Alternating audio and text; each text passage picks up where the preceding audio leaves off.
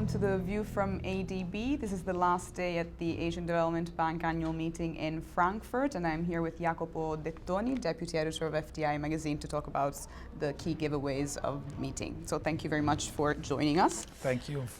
So I think it's fair to say that this year it was quite an interesting discussion, also because 2015 was so tough for emerging markets, especially in Asia. And we had the oil price collapse, commodity prices collapse. We had also the China rebalancing, as well as the US Fed rate hike at the end of 2015.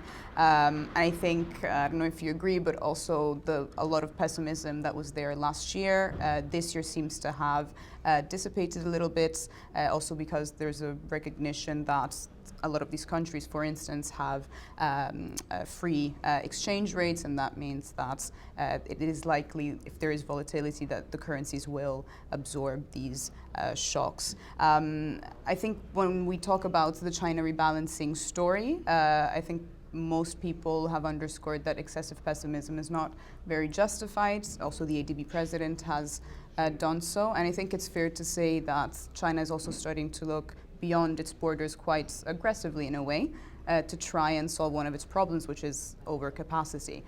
Would you agree with that, and in what ways do you think China is doing that? That's correct. Actually, we have one of the first public appearances here in Frankfurt of President Li Chunjin from the AIIB, the Asian Infrastructure Investment Bank, and there was a lot of interest around he himself and around the future plans, investment plans of the AIIB. And actually, he tried to address many doubts out there that this is just another institution that will pursue, in a way, Chinese interests across Asia. And actually, they announced the first ever project in cooperation with the ADB. And in this way, it seems like in this first stage where the bank is setting up, they will be developing a lot of projects in cooperation with other multilateral banks, the ADB, but also the EBRD. So next week there will be the EBRD's annual meeting in London, and they will be announcing also a memorandum and MOU with them. And he also mentioned the World Bank, so it's going to be interesting to see how this will play out. But there were many questions about what will be the investment agenda of the bank, and he guaranteed, at least in words, that the bank will be pursuing projects according to their bankability, environmental sustainability, and social sustainability. They announced this first project. It's a road project in Pakistan. And so there will be definitely a lot of material to keep an eye on in the months to come. And I guess they are trying to work with new projects, and they're working on the pipeline, although I think we both agree that the infrastructure investment needs, especially in Asia, are so large that even having a new multilateral bank, it doesn't even come close to covering these.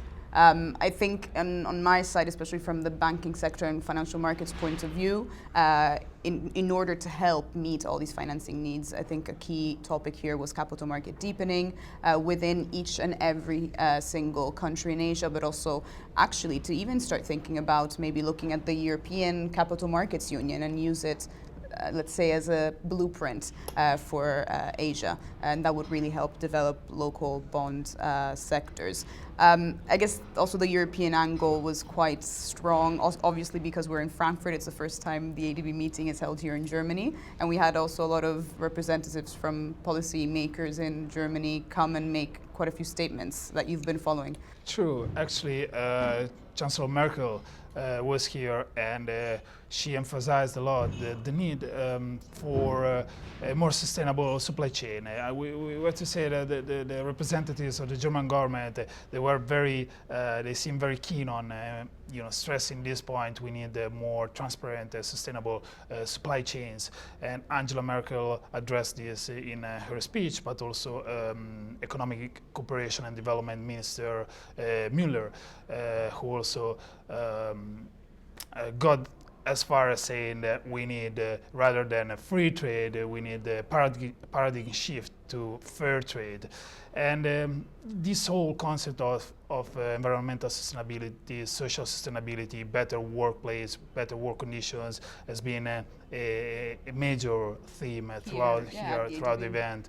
And the same bank tried to engage with the representatives from the civil society to improve its safeguard policy standards and make sure that also its procurement process, its implementation process of its projects respect or develop within the specific guidelines for regarding, again, environmental and social sustainability.